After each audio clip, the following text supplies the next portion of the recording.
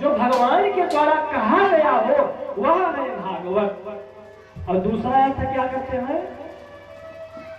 भक्तानाम चरितम यस्य वर्णितम तस्मिन् यद भागवतम, जिसमें भगवान के भक्तों का चरित्र वर्णन हो उसको भागवत कहते हैं।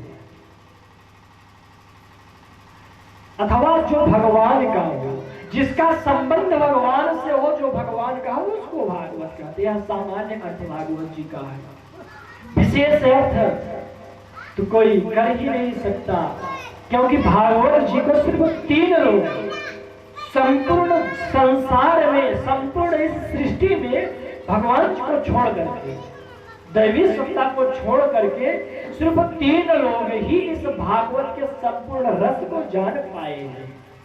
तो कौन कौन है?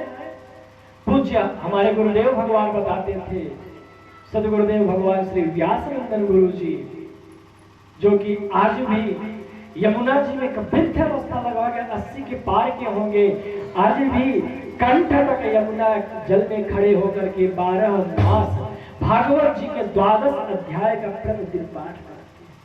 चाहे ठंडी हो, चाहे गर्मी हो, चाहे जैसे भी अवस्था हो, लेकिन 12 अध्याय का पाठ यमुना जी में जाकर के करते हैं।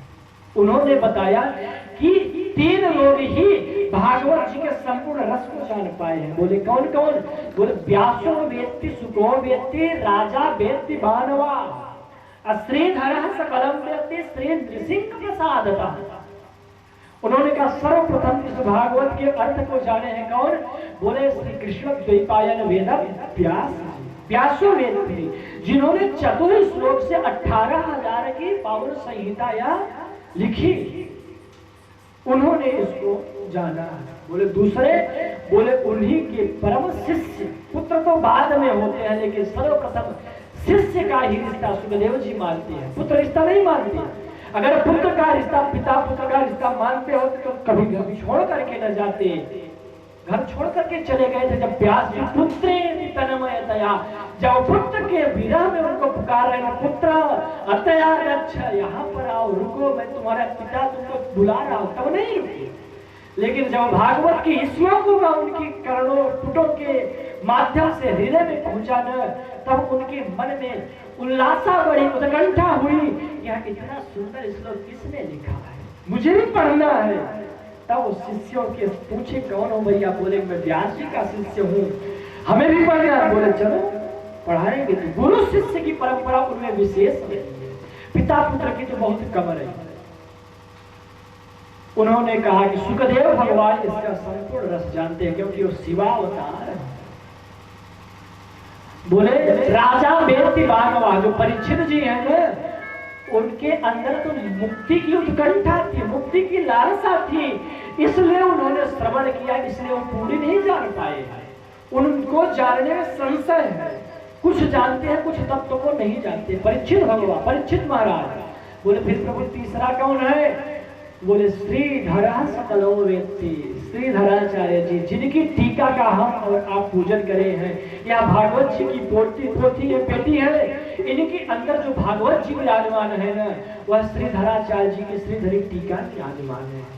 बोले श्रीधर सकलम वेत्ति, जो श्रीधराचार्य जी हुए ना, वह संपूर्ण भागवत के एक एक शब्दों का अक्षरशः अध्ययन किया, अक्षरशः उनको ज्ञान है। बोले कैसे? बोले श्री नृसिंह प्रसादतः, भगवान नरसिंह देव के आशीर्वाद से, उनकी कृपा से सिर्फ 3 लोग ही इस भागवत के संपूर्ण रस को, संपूर्ण व्याख्या को, संपूर्ण तत्व को जान पाए हैं। और सब तो सिर्फ आधे अधूरे में ही रह गए, कोई नहीं जान पाया।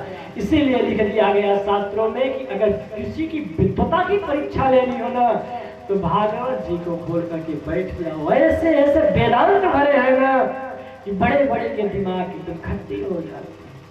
वेदांत वाक्य सदा रमंता, एक एक शब्द में वेदांत भरा हुआ है। स्वामी कृपात्री जी की पढ़िए टीका, अखंडानंद सरस्वती जी की टीका पढ़िए, एक एक शब्द में वेदांत का तत्व भरा हुआ है। श्री भागवत भगवान। तो हम लोगों की बुद्धि क्या है? तुच्छ बुद्धि। तुच्छ बुद्धि को विशाल सागर नहीं समा सकता। फिर भी गुरुदेव भगवान की कृपा से जो टूटा फूटा ज्ञान प्राप्त हुआ है, उस भागवत की ज्ञान गंगा में के प्रथम महात्मा के प्रथम श्लोक, प्रथम अध्याय के प्रथम श्लोक को हम और आप गुनगुनाएंगे। उसके बाद जैसे श्री ठाकुर जी की कृपा होगी, उनकी कृपा के अनुसार, उनके आशीर्वाद स्वरूप फिर हम भागवत जी के महात्म में